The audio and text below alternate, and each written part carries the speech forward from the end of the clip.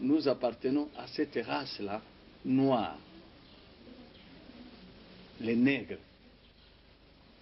Et l'homme congolais, je t'apprends, ne peut pas vouloir venir de Salomon. Non.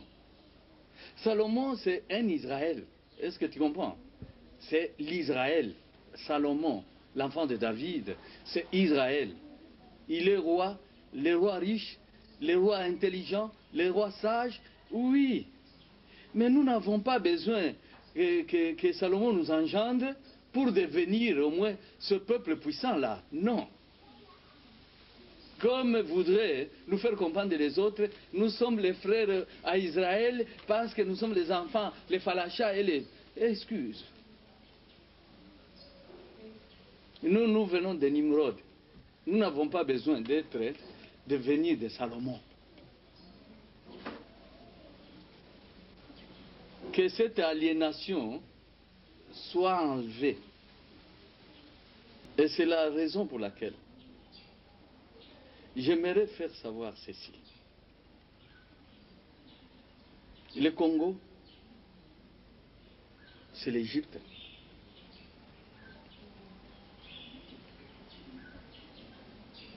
L'Égypte ancienne. Et c'est ça, ma prière, c'est que vous puissiez vous reconnaître qui vous êtes. Il n'y a pas de fierté à pouvoir dire, à pouvoir vous diviser, vous les Noirs, hein?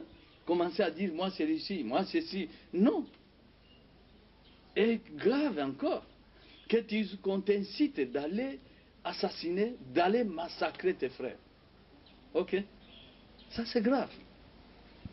Sous prétexte que moi j'appartiens, c'est nous. Puisque c'est dont se réclament ces gens, ils se réclament de pouvoir appartenir à Israël. Alors, qui suis-je, moi? Le Congolais, Paul Joseph, le Congolais. Tu peux dire, je ne te connais pas. Mais par la suite, je te promets que tu connaîtras de force qui je suis. Et tu connaîtras parce que ce peuple congolais, j'avais dit, c'est un peuple dirigeant, le peuple enseignant, parce que c'est par lui que l'Éternel Dieu va véhiculer le message dans le monde entier. Dans le monde entier. Et peut-être pourras-tu au moins me poser la question, pourquoi alors toutes ces humiliations? Ces humiliations, c'est ce que l'homme là, que je prends pour l'ange, m'avait dit à Calémie que la guerre éclate et parce qu'on voudrait anéantir l'étoile. Mes chers compatriotes, je vous révèle une vérité qui ne sera jamais cassée. Si vous me prenez sur mes paroles, vous risquez encore de regretter. Croyez-moi, parce que je vous ai toujours prévenu. Et si c'est autour de ça, alors voilà la raison pour laquelle je vous ai dit, approchez-moi, je vous parle, pas de fétiche, je vous parle de cette parole pure de l'Éternel Dieu avec la Bible, et vous n'y trouverez pas des accessoires pour faire le fétiche, il n'y en aura pas. Je vais vous parler seulement de la Bible. Peut-être au moment où j'aurai à vous parler, les miracles vont commencer, les prodiges à se produire, à éclater. Rien qu'avec la Bible. Je vais vous faire comprendre ce que vous êtes et je vais vous armer. C'est-à-dire vous donner la puissance de pouvoir. Dès que vous vous reconnaissez, vous comprendrez ce que vous êtes, vous comprendrez quel est votre rôle sur cette planète. Et les autres voudraient vous empêcher à pouvoir comprendre votre rôle. Et on est foutu en l'air maintenant. Vous voyez, c'est de cette manière que les ennemis veulent même minimiser par exemple l'armée. Alors que l'armée est forte. Minimiser, c'est une façon de pouvoir vous déstabiliser.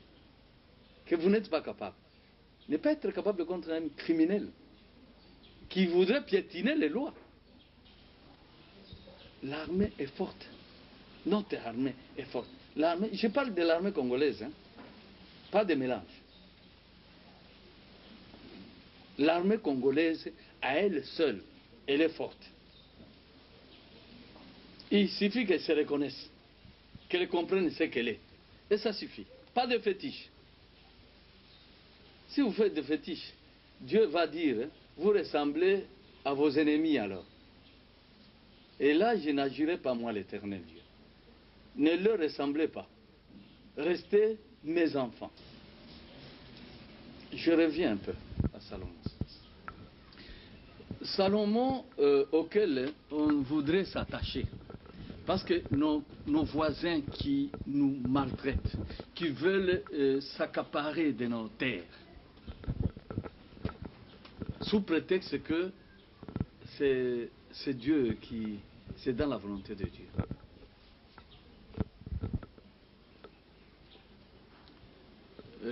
Je vous rappelle un peu, si vous êtes les enfants de Dieu, comme vous voudriez faire comprendre aux autres, Jésus avait dit ceci, en Jean 16, verset 1, Jean 16, verset 1 jusqu'à 4. Il dit, je vous ai dit ces choses afin qu'elles ne soient pas pour vous une occasion de chute. Ils vous excluront des synagogues, et même l'heure vient où quiconque vous fera mourir croira rendre un culte à Dieu. Et ils agiront ainsi parce qu'ils n'ont connu ni le Père ni moi. Je vous ai dit ces choses afin que lorsque l'heure sera venue, vous vous souveniez que je vous les avais dites. Je ne vous en ai pas parlé dès le commencement parce que j'étais avec vous. Ce n'est pas étonnant qu'on ait massacré pendant tous ces âges les enfants appartenant réellement à ces dieux-là. Et les ennemis viennent sous le nom de Dieu pour commencer à les massacrer. Voilà ce que fait les peuples ennemis au peuple congolais. C'est pas à cette occasion que, c'est pas pour faire la publicité de mon frère qui est congolais, Rinon Vumbi, non? Il a chanté ce qui m'a pu pénétrer, parce que il s'est rallié à mes enseignements pour comprendre ce qu'il y a. Que le peuple congolais, c'est le deuxième cœur après Israël. Le Dieu d'Israël, c'est le Dieu du Congo. C'est ce que Rinon Vumbi a chanté. Bien qu'il n'ait pas expliqué profondément ce que j'ai expliqué. Mais ça suffit. Aujourd'hui, nous voyons l'outre-mer qui nous communique. Mais ce qu'il est en train de nous communiquer, c'est nous qui leur avons communiqué ça. C'est-à-dire la civilisation, la plus ancienne, celle de l'Égypte. Et raison pour laquelle j'ai dit, il est inutile de pouvoir vouloir s'enraciner sur Salomon. Non. Salomon,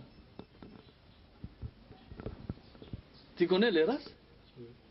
Noé a donné naissance aux 3 enfants. C'est qui et qui, Moukeng?